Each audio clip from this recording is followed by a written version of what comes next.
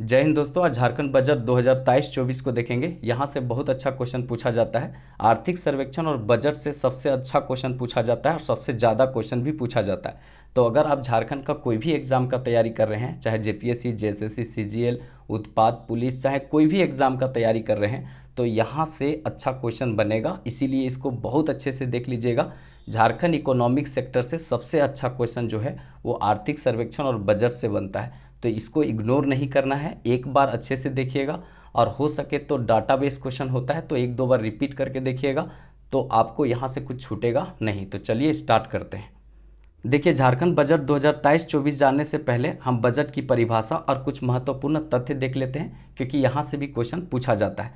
तो देखिए, बजट का परिभाषा क्या होता है, अगर क्या कह सकते हैं कि बजट जो है वो पिछले वर्ष की जो स्थिति है उसको ध्यान में रखते हुए वर्तमान में तैयार किया गया भविष्य का प्लान होता है। इसी को हम बजट कहते हैं। मतलब कि सिंपल सा समझिए कि पिछले वर्ष की क्या स्थिति रही है उसको ध्यान में रखते हुए वर्तमान में तैयार किया जाता है। और वो किसके लिए तैयार किया जाता है, तो भविष्य के लिए तैयार किया जाता है। भविष्य की प्लान की जाती है तो उसी को बजट कहते हैं। मतलब कि पिछले वर्ष की स्थिति को ध्यान में रखते हुए वर्तमान में तैयार किया गया आगामी या आने वाले वर्ष का प्लान को हम बजट कहते हैं। तो थोड़ा सा इसको ध्यान में रखिएगा। अब इसके बाद देखते हैं बजट। बजट जो है वो कैसा शब्द है, तो बजट जो है फ्रेंच भाषा का शब्द है। यहाँ से बहुत अच्छा क्वेश्चन पूछा जाएगा कि बजट कैसा शब्द है। तो बजट जो है वो फ्रेंच भाषा का शब्द है जो बोगेट से निकला हुआ है। ठीक है, फ्रेंच भाषा में बोगेट का मतलब होता है चमड़े का थैला। ठीक है, तो ये भी क्वेश्चन पूछा जाता है कि बजट कैसा शब्द है, तो फ्रेंच भाषा का शब्द है। इसका मतलब क्या होता है, बोगेट, और बोगेट का मतलब क्या होता है, चमड़े का थैला। और सबसे पहले जो है बजट ये इंग्लैंड से प्रारंभ हुआ था। सबसे पहले बजट कहाँ से प्रारंभ हुआ था, तो इंग्लैंड से प्रारंभ हुआ था।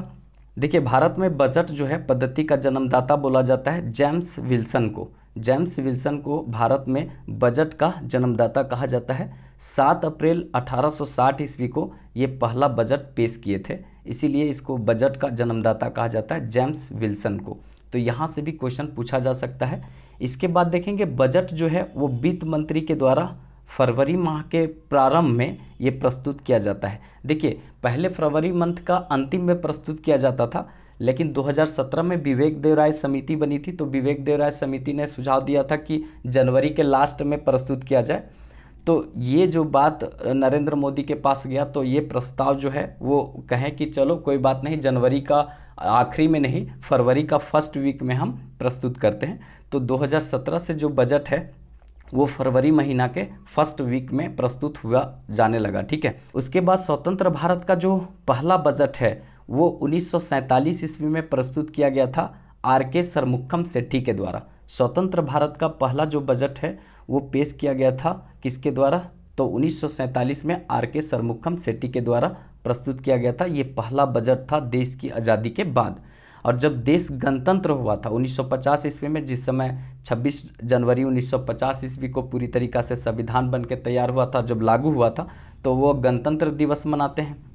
तो देखिए, 1950 ईस्वी में पहली बार गणतंत्र बजट जो है वो पहला किसने प्रस्तुत किया था, तो जॉन मथाई ने प्रस्तुत किया था। जॉन मथाई ने 1950 ईस्वी में पहला गणतंत्र बजट पेश किया था। यहाँ से भी क्वेश्चन पूछा जा सकता है। ठीक है, इसके बाद आगे देखते हैं 1999 के जो पहले में क्या होता था कि बजट शाम को 5 बजे पेश किया जाता था, लेकिन 1999 के बाद जो है बजट वो 11 बजे दिन को प्रस्तुत किया जाने लगा। मतलब कि जो बजट शाम में प्रस्तुत किया जाता था 1999 से पहले, वो बजट अब 11 बजे दिन को प्रस्तुत किया जाने लगा। और ये क्वेश्चन इसलिए रखे हैं क्योंकि इस क्वेश्चन से संबंधित झारखंड के व्यक्ति हैं जिन्होंने शाम का बजट जो था उसको दिन में किया था, और वो थे जसवंत सिन्हा। जसवंत सिन्हा मतलब जो अभी हाल फिलहाल में राष्ट्रपति चुनाव हुआ था, तो कांग्रेस के तरफ से ये राष्ट्रपति के उम्मीदवार थे, लेकिन द्रौपदी मुर्मू से हार गए। तो कुल मिलाकर जिस समय बात कर रहे हैं 1999 ईस्वी को, उस समय ये भाजपा के गद्दावर नेता थे और वित्त मंत्री थे। ये मतलब अटल बिहारी वाजपेयी के सरकार में ये जो थे वो क्या थे, तो आपका वित्त मंत्री थे। तो इन्होंने कहा था कि जो अंग्रेज़ों का परंपरा चलते आ रहा है कि 5 बजे बजट शाम में प्रस्तुत होगा, तो वो बजट उसके अनुसार था, अंग्रेज़ों के अनुसार था। लेकिन अब हम आज़ाद हैं और आज़ाद हो चुके हैं, तो अब हमको ज़रूरत नहीं कि हम अंग्रेज़ों को फॉलो करें। तो इनका कहना था कि नहीं, अब जो शाम में बजट प्रस्तुत होता है तो हमारे यहाँ के बहुत लोग सो भी जाते हैं जो बजट नहीं सुन पाते हैं, तो इसके लिए 11 बजे दिन का बजट प्रस्तुत होना चाहिए। तो इनके प्रयास से ही दिन में बजट हो गया था, और ये झारखंड से संबंधित है, इसीलिए इस क्वेश्चन को हम यहाँ रखे हैं, तो थोड़ा इसको ध्यान में रखिएगा। इसके बाद हम देखते हैं आगे, बहुत इंपॉर्टेंट रहेगा कि भारतीय संविधान में जो है बजट शब्द का उल्लेख नहीं किया गया है। तो बहुत रोचक बात है कि आप बजट पढ़ रहे हैं और बजट का उल्लेख भारतीय संविधान में नहीं किया गया है। एक्चुअली में बजट के स्थान पर वार्षिक वित्तीय विवरण का प्रावधान है, उल्लेख किया गया है। मतलब बजट के जगह पर वार्षिक वित्तीय विवरण का उल्लेख किया गया है, इसका मतलब होता है सिंपल सा बजट। ठीक है, इसके बाद आगे देखते हैं, केंद्र सरकार जो बजट पेश करती है उसका उल्लेख भारतीय संविधान में किया गया है। बजट के नाम से तो नहीं किया गया है, वार्षिक वित्तीय विवरण के नाम से किया गया है, वो आर्टिकल 112 में इसका उल्लेख किया गया है। और राज्य सरकार का जो बजट मतलब वार्षिक वित्तीय विवरण का उल्लेख भारतीय संविधान में 202 में किया गया है। यहाँ से भी क्वेश्चन बन सकता है, थोड़ा इसको ध्यान में रखिएगा, बहुत महत्वपूर्ण क्वेश्चन यहाँ पर देखने को मिलेगा। ठीक है, अब इसके बाद हम बहुत महत्वपूर्ण बात अब करने वाले हैं, झारखंड सरकार का बजट। तो देखिए, झारखंड सरकार का बजट 2023-24 जो है वो बहुत महत्वपूर्ण रहेगा। इसके पहले हम जितना बताएं वो आपका महत्वपूर्ण फैक्ट था जहां से क्वेश्चन बन सकता है। अब यहां से ये बजट है 2023-24 का, तो यहाँ से बहुत अच्छा क्वेश्चन बनेगा, और एक नहीं कम से कम 3-4 क्वेश्चन बन सकता है। इसीलिए इस सारा डेटा को लिखते चलिएगा, पेन पेपर सब कुछ लेकर बैठिएगा, क्योंकि बहुत अच्छा क्वेश्चन यहाँ देखने को मिलेगा। तो सबसे पहला बात आता है यहाँ पे कि जो 2023-24 का बजट है झारखंड सरकार का, उसको क्या नाम दिया गया है। तो हमिनकर बजट, हमिनकर बजट जो है ये नाम दिया गया है 2023-24 का बजट का। इसके पहले जो है 2022-23 का जो बजट था हमर अपन बजट था, हमर अपन बजट उसका नाम दिया गया था। लेकिन अबर जो है 2023-24 का बजट उसका नाम दिया गया है हमिनकर बजट।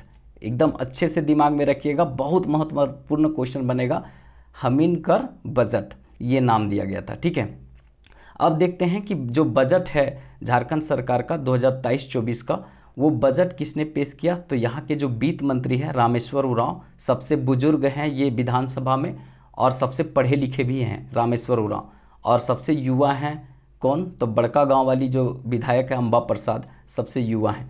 ठीक है, तो ये रामेश्वर उरांव जो वित्त मंत्री हैं, इन्होंने ही सबसे पहले यहाँ पे बजट पेश किया था, और इनका चौथा बजट था ये चौथा बजट था। इसका मतलब एक और बजट ये सरकार पेश करेगी, उसके बाद फिर चुनाव हो जाएगा। ठीक है, तो ये याद रखिएगा, ये चौथा बजट इनका था, रामेश्वर उरांव, डॉक्टर रामेश्वर उरांव इनके आगे लगा रहता है। ठीक है, अब यहाँ पे बात आता है कि अगर 2023-24 का बजट का देखेंगे तो कुछ क्या खास बात है। तो इसमें आगामी बजट जो है वो कुल 13 विभागों के लिए प्रस्तुत किया गया है। तो कितना विभागों के लिए किया गया है, 13 विभागों के लिए। कितना विभागों के लिए, 13 विभागों के लिए, एकदम याद कर लेना है, 13 विभागों के लिए आगामी बजट प्रस्तुत किया गया है 2023-24 को। आगे देखेंगे तो जी इस साल का जो बजट है, ये आगामी जो बजट रखा गया है वो आखिर टोटल बजट है कितना। इसमें जैसे राजस्व प्राप्ति होता है, पूंजीगत प्राप्ति होता है, सरकार की जो प्राप्तियां होता है उसको पूरा रखा जाता है कि इतना प्राप्त हुआ और इतना का बजट है। ठीक है, तो कुल जो इस बार बजट है सरकार का वो 1,16,418 करोड़, 1,16,418 करोड़ का बजट है, ये टोटल बजट है। इसी तरह सीधे अंक में पूछ देता है कभी कभी क्वेश्चन, इसीलिए आप इसको याद रखिएगा, 1,16,418 करोड़ का बजट है। लेकिन एक अच्छा बात याद रखिएगा, 2022-23 में जो है वो पहली बार झारखंड का बजट 1 लाख करोड़ को पार किया था। इसके पहले 97-98 तक रहता था, लेकिन 2022-23 में सबसे पहले 1 लाख करोड़ को पार किया, और उसके बाद जो है ये अगर देखा जाए तो ये कुछ और ज़्यादा पार कर गया, मतलब 1,16,418 करोड़ का ये बजट है। तो अगर देखेंगे तो झारखंड का आर्थिक सर्वेक्षण में हम बताए हैं कि जो झारखंड अलग हुआ तो 2001-2 से लेकर के 2021-22 तक अगर देखा जाए तो झारखंड का बजट 13 गुना बढ़ा है। लेकिन दुर्भाग्य की बात है कि हर व्यक्ति पर 25,000 का कर्ज है झारखंड वासी पर। ये भी आर्थिक सर्वेक्षण में हम बताए थे कि 25,000 रुपया का कर्ज है। हालांकि बजट 13 गुना बढ़ा जरूर है, ये बजट समझ रहे हैं, हर बार बजट बढ़ते रहा है। और 2000 जो है 23-24 में तो पूरा आसमान छू लिया है। अब इतना ही बजट से ना पूरा साल भर सभी को यहाँ से काम के लिए सभी मजदूरी मिलेगा, जितना विकास काम होगा इसी से सब होगा।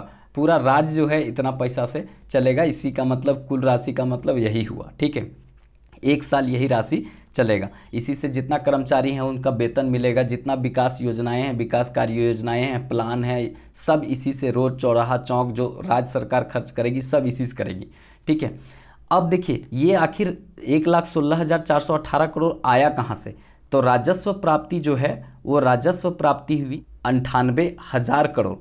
98,000 करोड़ जो है वो राजस्व प्राप्ति हुई। राजस्व प्राप्ति करने का मतलब जो होता है ना कि जो हमेशा होता है, जैसे सरकार को टैक्स जो है वो हमेशा मिलेगा, सरकार को टैक्स हमेशा मिलेगा, तो उसको हम राजस्व प्राप्ति कहते हैं। ठीक है, जो कभी कभार होता है ना उसको पूंजीगत प्राप्ति कहते हैं, और जो हमेशा लगातार होता है उसको कहते हैं हम लोग राजस्व प्राप्ति। जैसे कर मिल रहा है तो हमेशा टैक्स मिलेगा, तो इसको हम राजस्व प्राप्ति में रखते हैं। और राजस्व प्राप्ति जो है हमारे यहाँ सबसे ज़्यादा हुआ है, ये 98,000 करोड़ जो है वो सरकार को यहाँ से प्राप्त हुआ है।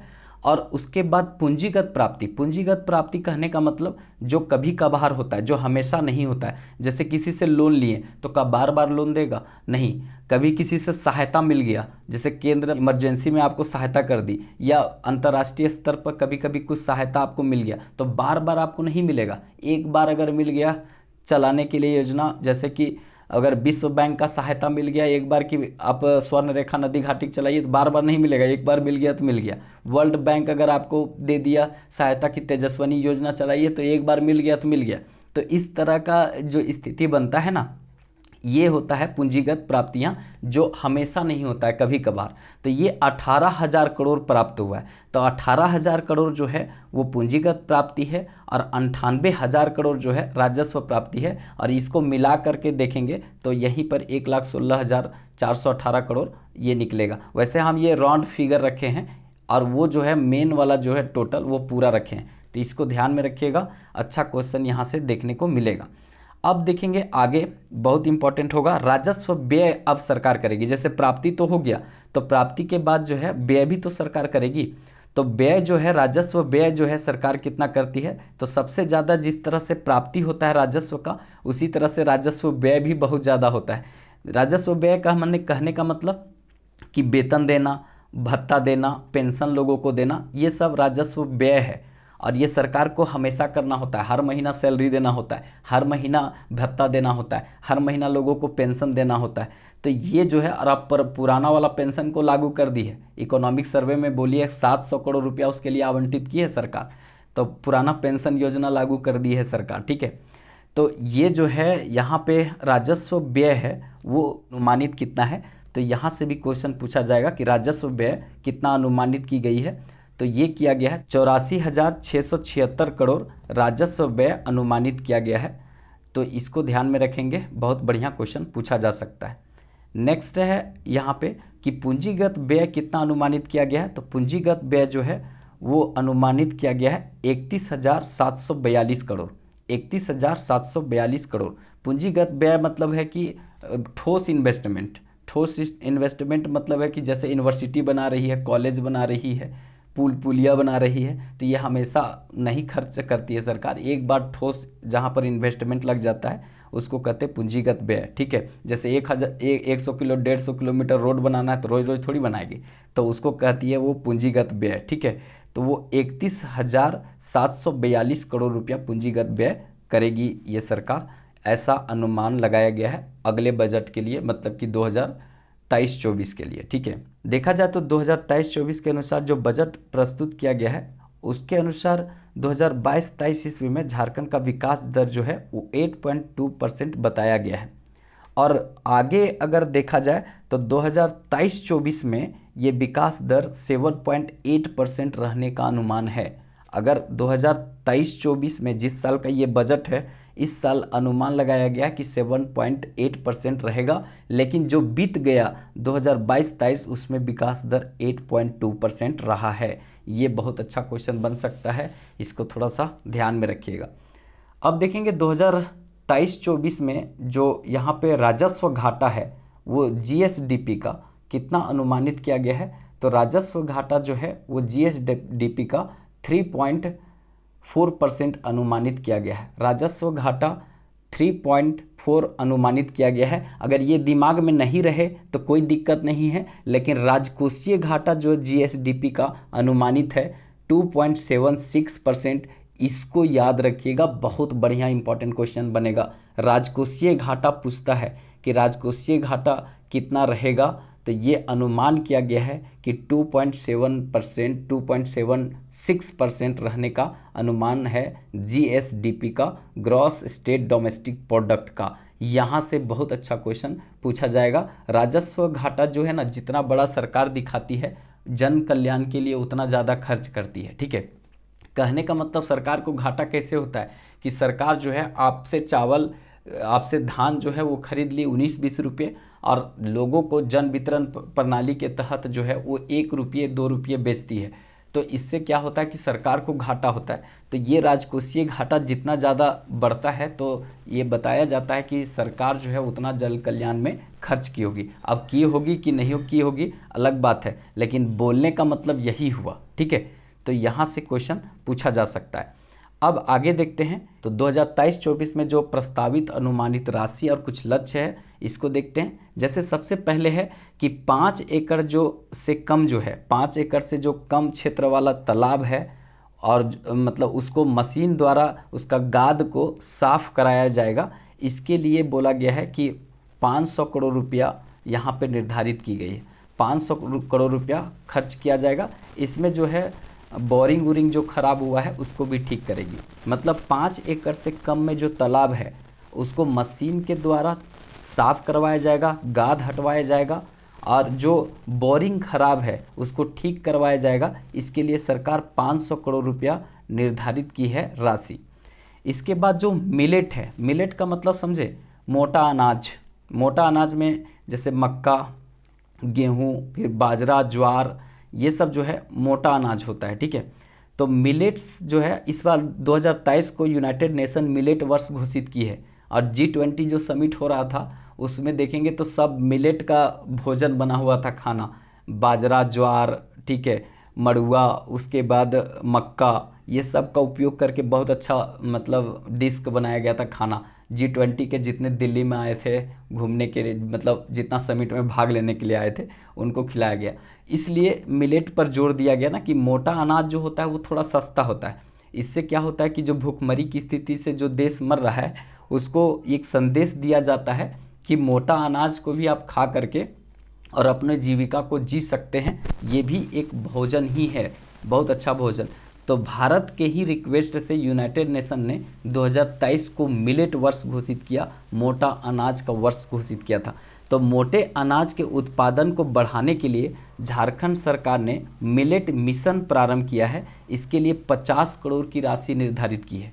झारखंड सरकार ने मिलेट को बढ़ावा देने के लिए, मोटे अनाज को बढ़ावा देने के लिए मिलेट मिशन प्रारंभ किया है, जिसमें 50 करोड़ की राशि निर्धारित किया है। इसके बाद जो है बीज वितरण जो सरकार करेगी उसमें FPO जो है वो बीज वितरण करेगा। तो इसके लिए प्रस्तावित राशि है 50 करोड़। तो 50 करोड़ मिलेट उत्पादन को बढ़ाने के लिए मिलेट मिशन के लिए भी, और उसके बाद बीज वितरण के लिए भी 50 करोड़ प्रस्तावित है। तो इसको भी थोड़ा ध्यान में रखिएगा, अच्छा क्वेश्चन यहाँ से पूछा जा सकता है।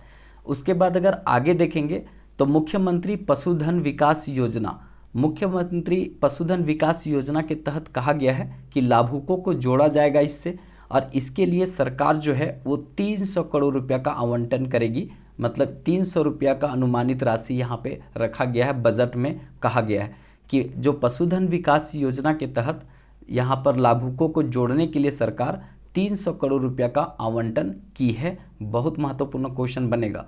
इसके बाद देखिए जो गिरिडीह है और आपका जमशेदपुर है, गिरिडीह और जमशेदपुर में नया डेयरी प्लांट लगेगा। गिरिडीह और जमशेदपुर में नया डेयरी प्लांट लगेगा। और रांची में मिल्क पाउडर और मिल्क प्रोजेक्ट प्लांट, ये दोनों लगेगा। तो रांची में मिल्क पाउडर और मिल्क प्रोजेक्ट प्लांट ये लगेगा रांची में। और ये पूरा जो है गिरिडीह, जमशेदपुर और रांची में, ये सब पर खर्च कितना आएगा? 180 करोड़ रुपया प्रस्तावित है। 180 करोड़ रुपया प्रस्तावित है। यहाँ से भी क्वेश्चन पूछा जा सकता है। इसके बाद अगर देखेंगे तो प्रधानमंत्री आवास योजना के लिए जो आवंटित राशि की गई है, क्योंकि देखिए आर्थिक सर्वे में अगर आप देखेंगे तो हम बताए हैं, आप नहीं देखोगे तो देख लीजिएगा आर्थिक सर्वे, क्योंकि आर्थिक सर्वे का बहुत सारा बात यहाँ पर हम ऐसे रेंडमली बता रहे हैं। लेकिन आपको दिमाग में आर्थिक सर्वे पहले देखेंगे तब ये बजट देखेंगे तो अच्छा रहेगा। और हम बता दिए आर्थिक सर्वे, तो हम आर्थिक सर्वे में बताए थे कि झारखंड सरकार जो है वो अभी तक मकान 87% लोगों को दे चुकी है। तो अभी भी मतलब यहाँ पर देखा जाए तो 13% को मकान नहीं मिला है। तो उसके लिए आवंटित किए हैं प्रधानमंत्री आवास योजना के तहत 3542 करोड़ रुपया। 3542 करोड़ रुपया सरकार आवंटित की है प्रधानमंत्री आवास योजना के तहत। तो यहाँ से बहुत अच्छा क्वेश्चन बनेगा, इसको थोड़ा सा ध्यान में रखेंगे। देखिए आगामी वित्तीय वर्ष में कुल 9 करोड़ मानव दिवस सृजित किया जाएगा। अब 9 करोड़ मानव दिवस सृजित करने का मतलब है कि जो मनरेगा के तहत सरकार 9 करोड़ जो है वो मानव दिवस, मतलब 9 करोड़ दिन लोगों को काम देगी। अब 9 करोड़ दिन तो एक साल में होता नहीं है, तो इसका मतलब हुआ कि एक लेबर तो नहीं ना काम करेगा, एक लेबर को 100 दिन काम देगी। इस तरह से झारखंड में बहुत सारा लेबर है, कुछ सभी लेबर को मिलाकर 900 करोड़ मतलब 9 करोड़ दिन सरकार जो है वो सृजित करेगी मानव दिवस, मतलब है कि काम देगी वो सबको। ये लक्षित है सरकार का आगामी वित्तीय वर्ष में। उसके बाद अगर आगे देखेंगे तो मुख्यमंत्री रोजगार सृजन योजना, मुख्यमंत्री रोजगार सृजन योजना के तहत अगर देखा जाए तो 2 लाख युवकों को लाभ पहुंचाने का लक्ष्य यहाँ पे रखा गया है। मतलब कि 2 लाख युवकों को लाभ पहुंचाने का लक्ष्य रखा गया है मुख्यमंत्री रोजगार सृजन योजना के तहत। ये रोजगार जो है इसका मतलब सरकारी नौकरी ही नहीं हुआ, ये मतलब हो गया कि प्राइवेट सेक्टर में आपको नियुक्ति पत्र थमा देगी और बोलेगी कि ये नौकरी हो गया, ठीक है। इसके बाद हम देखते हैं कृषि में पेस्टिसाइड और फर्टिलाइज़र का हम बहुत ज़्यादा उपयोग करते हैं। तो सरकार का ये भी उद्देश्य है कि पेस्टिसाइड और फर्टिलाइज़र का उपयोग कम करना और कंपोस्ट खाद को, जैविक कृषि को बढ़ावा देना, ये सरकार का उद्देश्य है, सरकार का लक्ष्य है। तो बहुत अच्छा यहाँ पे सोच है सरकार का कि जो पेस्टिसाइड उपयोग होता है, फर्टिलाइज़र का ज़्यादा उपयोग होता है, तो इससे क्या होता है कि लोगों का जीवन का स्तर है वो कम होते जा रहा है, जीवन प्रत्याशा है वो कम होते जा रहा है। तो ये जीने का जो अवधि है वो कम होते जा रहा है। इसका मतलब है कि हम ज़्यादा रसायन पर डिपेंड करने लगे हैं, तो उसको सरकार कम करके जैविक खाद पर लाने का प्रयास कर रही है, जैविक खेती को बढ़ावा देने का प्रयास कर रही है। तो ये यहाँ पे लक्ष्य रखा गया है आगामी बजट में, मतलब 2023-24 के बजट में ये लक्ष्य रखा गया है।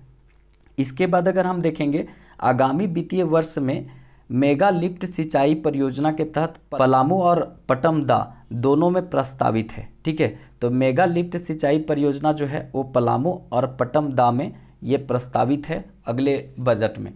तो इसको थोड़ा सा ध्यान में रखेंगे, बहुत अच्छा यहाँ पे क्वेश्चन पूछा जा सकता है। आगे देखते हैं, सरकार वर्ष 2023-24 तक सभी पंचायतों को जीरो ड्रॉप आउट पहुँचाने का लक्ष्य रखा है। जीरो ड्रॉप आउट कहने का मतलब है कि जो बच्चे स्कूल नहीं जाते हैं उसको पूरी तरीक़ा से स्कूल तक पहुंचाना, ये सरकार का लक्ष्य है 2023-24 तक। मतलब जीरो ड्रॉप आउट कर देना, मतलब कि कोई भी बच्चा घर में नहीं रहेगा, सब स्कूल में रहेगा। चाहे उसको खिचड़ी दे करके फुसला करके लाए, चाहे कि साइकिल दे करके लाए, चाहे आंगनबाड़ी में कुछ पौष्टिक आहार के लिए कह कर लाएँ, लेकिन स्कूल लाएंगे, चाहे जैसे लाएँ, चाहे चावल दे करके लाएँ, चाहे कहें कि ड्रेस और बैग देंगे इसके लिए लाएं, चाहे जूता दे, जूता बोल करके लाएं कि जूता मिलेगा, किसी भी तरीक़ा से लाएं, लेकिन लाएंगे बच्चों को। ये ड्रॉप आउट मतलब जीरो ड्रॉप आउट हर पंचायत को करने का लक्ष्य है। तो पूछ सकती है ये क्वेश्चन। अब देखेंगे प्रारंभिक शिक्षा जो है वो बांग्ला और उड़िया भाषा में यहाँ पर दिया जाएगा। तो 1 से 5 तक के कक्षाओं में यहाँ पे शिक्षा जो है वो बांग्ला और उड़िया भाषा में दिया जाएगा। तो ये भी क्वेश्चन पूछा जाएगा कि झारखंड में बजट 2023-24 में दो अन्य कौन सी भाषाओं का बात कहा गया कि प्राथमिक शिक्षा के रूप में दिया जाएगा, तो वो बांग्ला और उड़िया भाषा है, उड़ीसा का उड़िया और पश्चिम बंगाल का बांग्ला भाषा, तो इसमें दिया जाएगा। और ये प्राथमिक शिक्षा मतलब होता है 1 से 5 की कक्षाओं तक दिया जाएगा। नेतरहाट के तर्ज पर, जो नेतरहाट स्कूल है, आवासीय विद्यालय है नेतरहाट, ठीक है, 1954 ईस्वी में बना था, नेपेयर ने उसको बनाया है। तो ये नेपेयर जो बनाया था नेतरहाट को, इसी के तर्ज पर चाईबासा, दुमका और बोकारो में आवासीय विद्यालय खुलेगा। तो अच्छा पहल है, मतलब नेतरहाट जैसा विद्यालय है जहाँ पर बच्चे रहते हैं। आवासीय विद्यालय का मतलब बच्चा वहीं रहेगा, वहीं खाएगा, वहीं पिएगा, वहीं सोएगा, ठीक है, और वहीं पर रह के पढ़ेगा, तो वो आवासीय विद्यालय होता है। तो ये चाईबासा और उसके बाद दुमका और बोकारो में ये आपको देखने को मिलेगा। ये 3 जो है इस बजट में बोला गया कि यहाँ पे 3 जगह आवासीय विद्यालय खोले जाएंगे। अब अगर आगे बात करेंगे बोकारो और रांची में, बोकारो और रांची में मेडिकल कॉलेज की स्थापना की जाएगी। बोकारो और रांची में मेडिकल कॉलेज की स्थापना की जाएगी, ये भी प्रस्ताव है।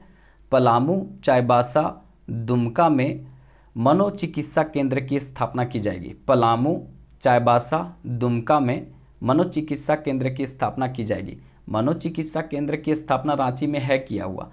अरे समझिए ना, इसको पागल खाना है ये, जहाँ पर वैसे लोगों को रखा जाता है जो मानसिक रूप से पूरी तरीक़ा से वो अस्वस्थ होते हैं, एकदम शुद्ध हिंदी बोले तो मतलब स्वस्थ नहीं होते हैं। मतलब कि अगर पागल खाना में जाइएगा ना तो थोड़ा हिसाब से जाना होता है, नहीं तो पता चलेगा कि आप अगर मानसिक रूप से ठीक हैं तो वो कोई पगलन डंडा लेकर आया तो मुड़िया में ठोक देगा। तो कोई कहीं मतलब जैसे कांके का जो है मनोचिकित्सा केंद्र 1918 में बना है, तो ये जो है रांची में है और पूरा भारत का दूसरा सबसे बड़ा पागल खाना है। आगरा में सबसे बड़ा है, उसके बाद रांची में है, ठीक है। तो जाइए इस जगह पर थोड़ा आगे पीछे देखते रहिए, ना पता चलेगा कि पिछला व्यक्ति आया और वो पागल था, वो ईंटा से एक ईंटा मुड़िए मार दिया, तो वो तो पागल था, अब आपको भी पागल बना देगा। तो इसलिए जो है ये सब जो है मतलब इस सब से दूर रहिए, ये सब हॉस्पिटल से भी दूर रहिए, बहुत दिक्कत हो जाता है यहाँ। तो पलामू, चाईबासा और दुमका में मनोचिकित्सा केंद्र की स्थापना किया जाएगा। उसके बाद अगर देखेंगे तो पर्यटन के क्षेत्र में जो प्रस्ताव किया गया है राशि वो 350 करोड़।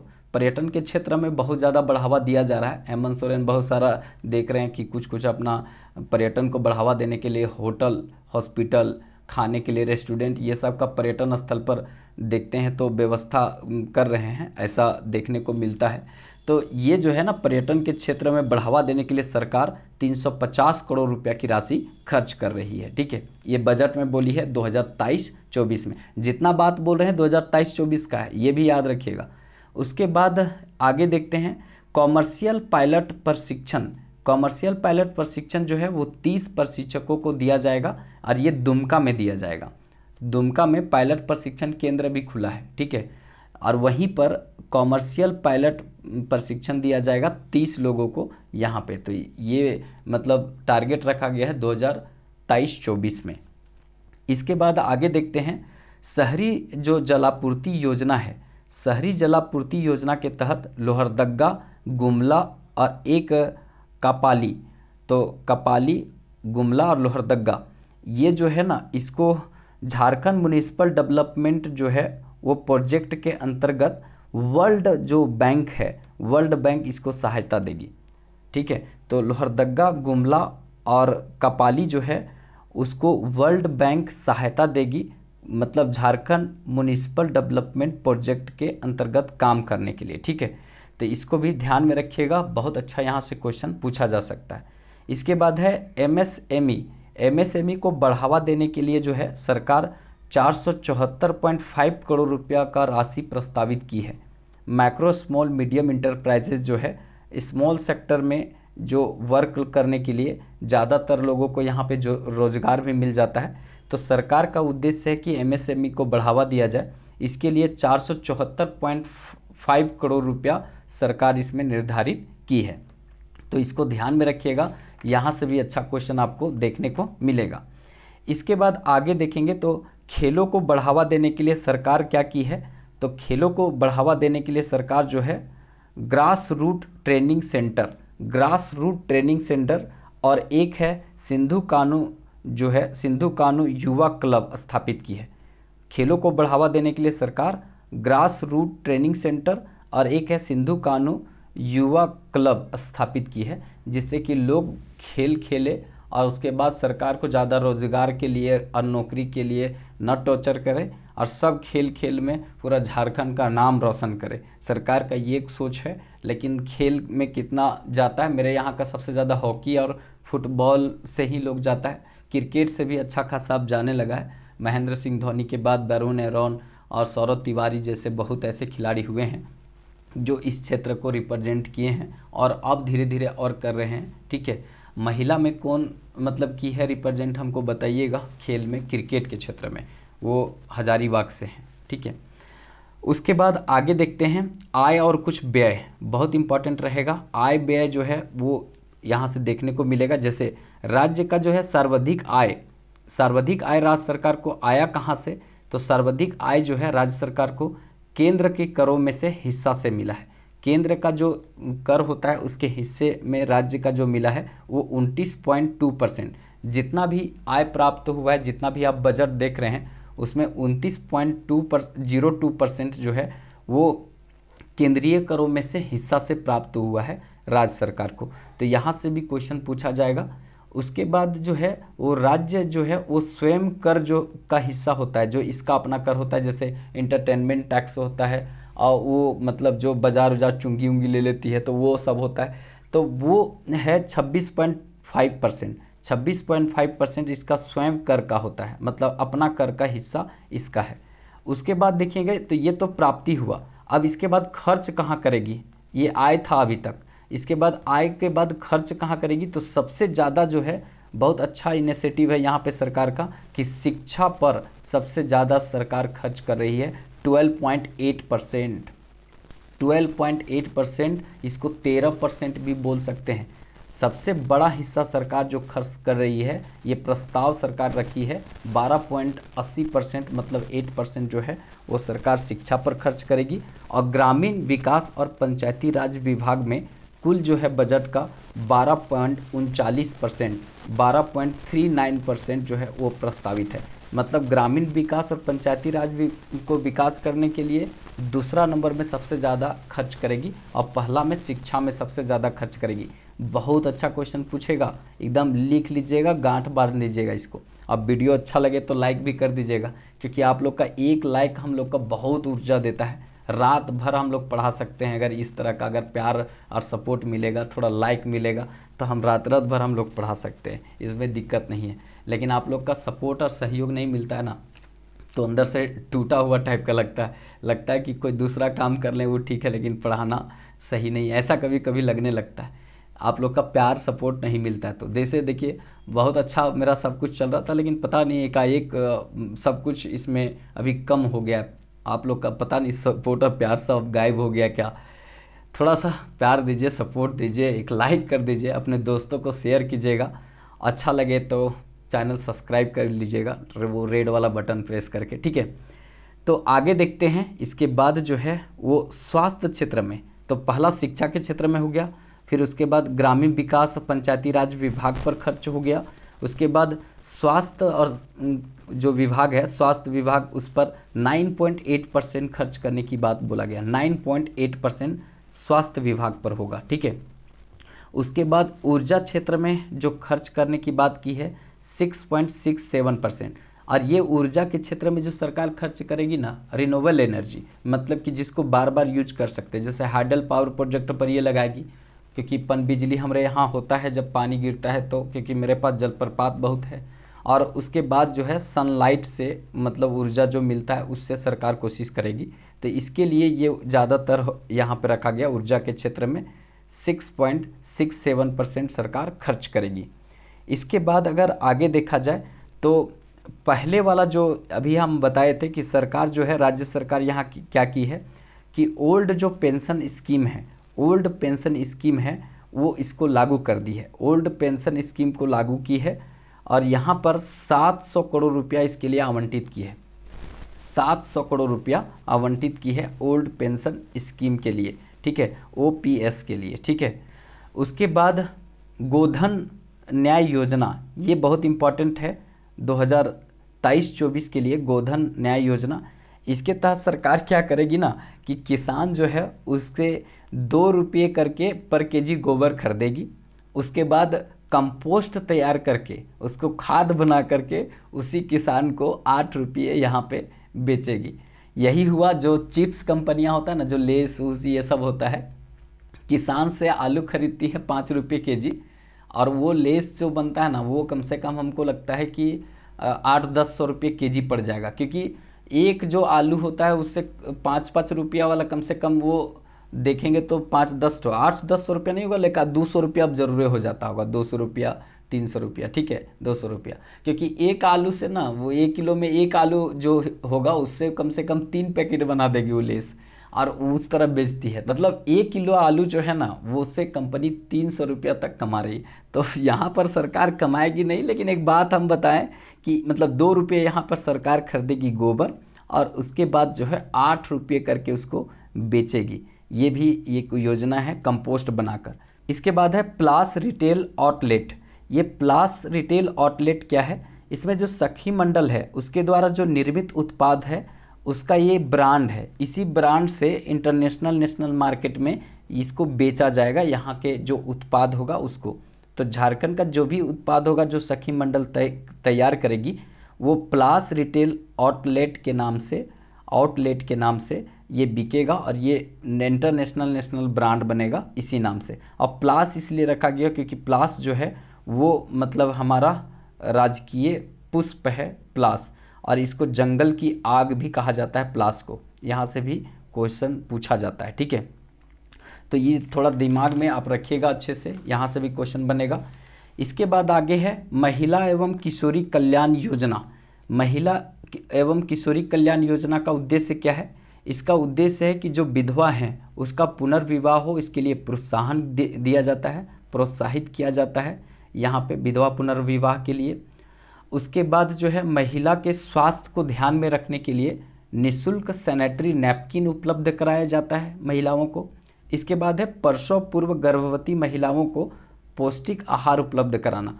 तो आप अगर अच्छे से देखेंगे तो आंगनबाड़ी से बहुत सारा हेल्प मिलता है, बहुत सारा पौष्टिक आहार 9 महीना तक महिलाओं को मिलता है।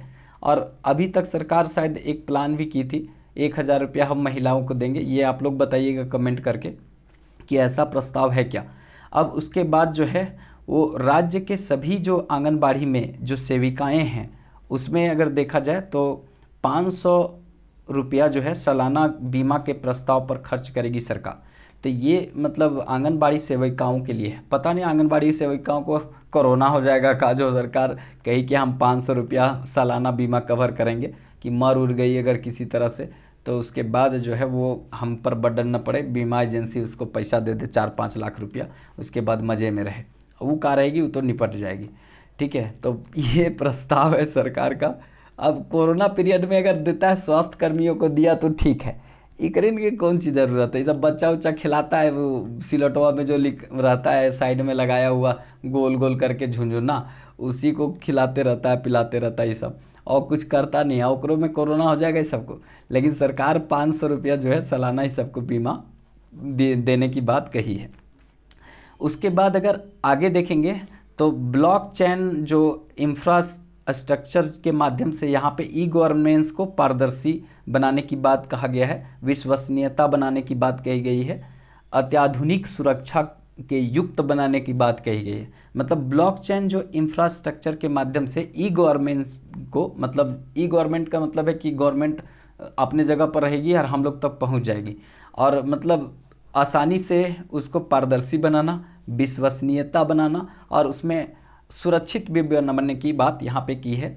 इसके लिए अगर देखा जाए तो एक पहल चालू किया गया, एक पहल ये चलाया गया है।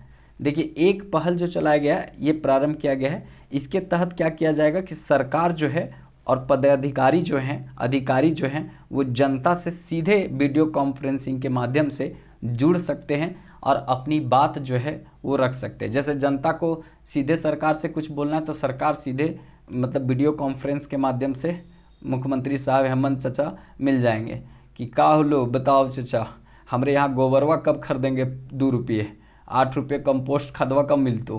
तो कुल मिलाकर फिर हेमंत सोरेन उधर से बोलेंगे सब हो जितो, टेंशन ना ला, बस अभी घोषणा हो गलो 2023-24 में, आवे वाला सवैया में देखबो, ठीक है। तो इस तरह से बात हो जाएगा। एक आप पदाधिकारी से भी बात कर सकते हैं, ठीक है।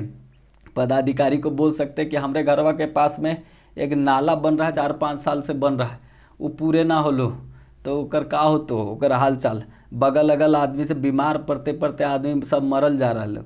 तो फिर अधिकारी लोग बोलेगा, आश्वासन देगा कि नलवा अगर ना बनतो तो नलवे में डूब कर मर जाता, कोई काम का ना। तो कहने का मतलब इस तरह का स्थिति है। तो ये वीडियो कॉन्फ्रेंसिंग से बात कर सकते हैं अधिकारियों से, और ये एक पहल के तहत चालू किया गया है। एक इसका सारथी योजना है, मतलब यहाँ बात नहीं हम करेंगे क्योंकि बजट का बात नहीं है, लेकिन एक सारथी योजना है जिसमें खेल को बढ़ावा देने की बात कहा गया है। और एक झारखंड सरकार का प्रोजेक्ट रेल है, इसी तरह का पहल है प्रोजेक्ट रेल। वो रेल से संबंधित नहीं है, वो शिक्षा को बढ़ावा देने से, मतलब शिक्षा में जो गुणवत्ता सुधार से संबंधित है, उसको उत्तम क्वालिटी का बनाना, उससे संबंधित है प्रोजेक्ट रेल। तो ये झारखंड सरकार का ही है, तो इसको भी थोड़ा सा याद रखिएगा। अधिकारी लोग से यहाँ बात कर सकते हैं, पदाधिकारी सरकार से आप वीडियो कॉन्फ्रेंसिंग के माध्यम से, आम जनता हम लोग सब बात कर सकते हैं और अपनी समस्या रख सकते हैं एक पहल के तहत।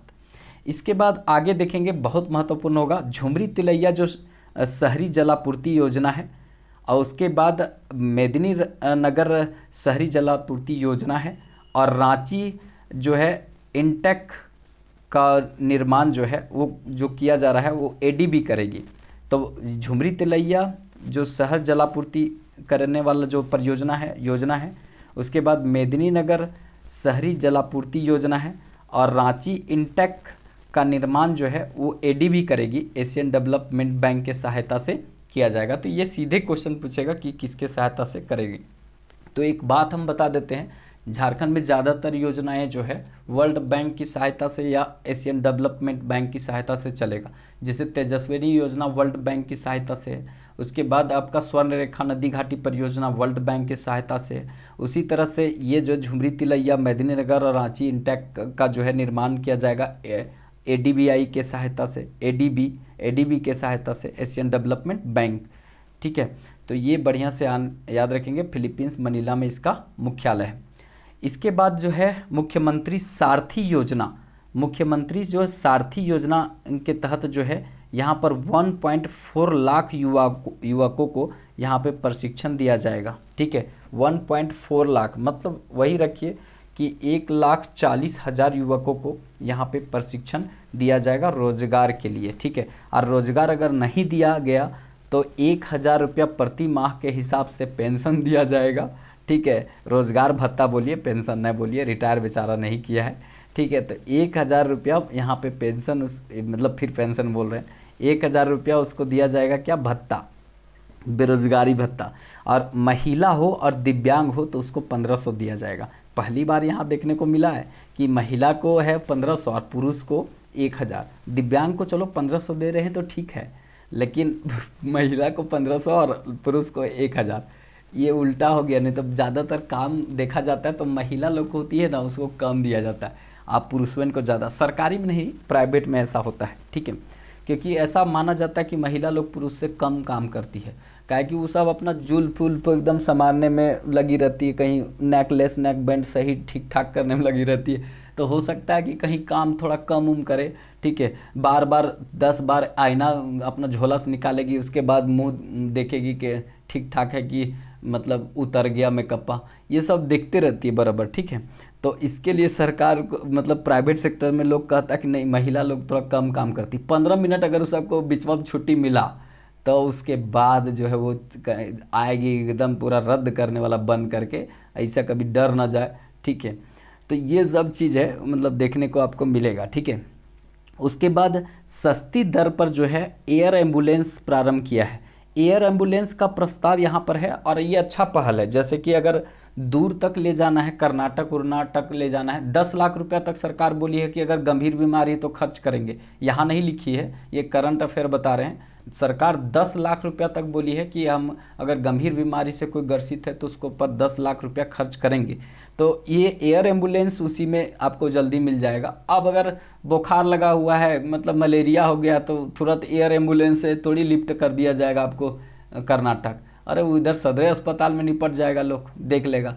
वो आपको हार्ट उड का सर्जरी, कैंसर उनसर का क्रिटिकल कंडीशन 5th स्टेज तक पहुंच गया तो उस तरह की स्थिति में सरकार वहां तक पहुंचाएगी। ठीक है, तो एयर एम्बुलेंस की सुविधा दी है, बहुत अच्छा बात है सरकार का, थैंक यू इसके लिए कि इस तरह की व्यवस्था बोल रही है।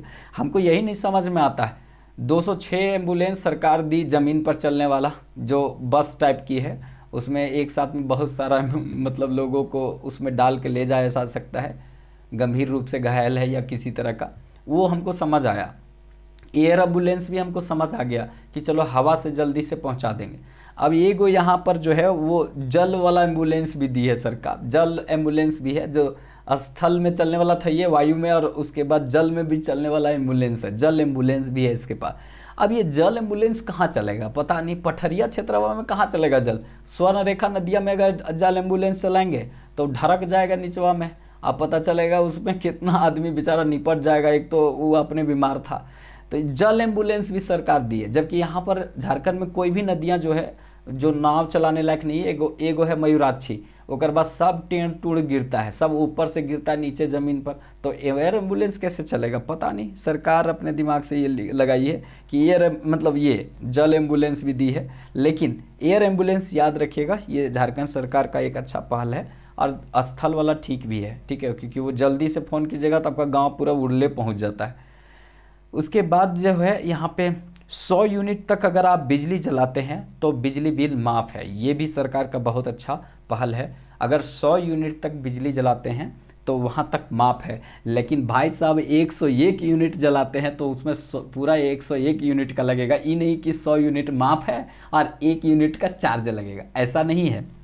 पूरा जो है ना वो 100 यूनिट का पूरा चार्ज लगेगा, 101 यूनिट का पूरा। इसीलिए अगर बिजली खपत करना है तो 100 यूनिट से कम कीजिए, इससे क्या होगा कि बिजली एकदम पूरी तरीक़ा से माफ़ हो जाएगा इसमें।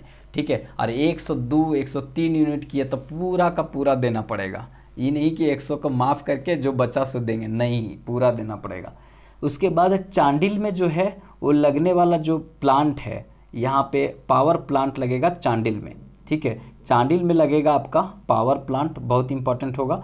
और आगे एक बहुत इंपॉर्टेंट लास्ट है कि जो दूध उत्पादन को बढ़ावा देने के लिए सरकार जो है वो प्रोत्साहन राशि पहले 2 रुपया देती थी, अब उसको बढ़ाकर 3 रुपया कर दी है। इसका मतलब है कि 1 रुपया जो है सरकार अब बढ़ा दी है। जो वो आपका राशि था, बहुत इंपॉर्टेंट यहाँ से क्वेश्चन बनेगा कि जो प्रोत्साहन राशि पहले 2 रुपया देती थी और 3 रुपया देने लगी, क्योंकि यहाँ पर ना 182 ग्राम मात्र दूध का उत्पादन प्रति व्यक्ति होता है। ये आर्थिक सर्वेक्षण में हम देखें तो आप सोच सकते हैं उतना कम दूध में क्या होगा। वो तो खैर 182 ग्राम जो है वो तो ठीक है, हमारा वो नहीं मिलता है।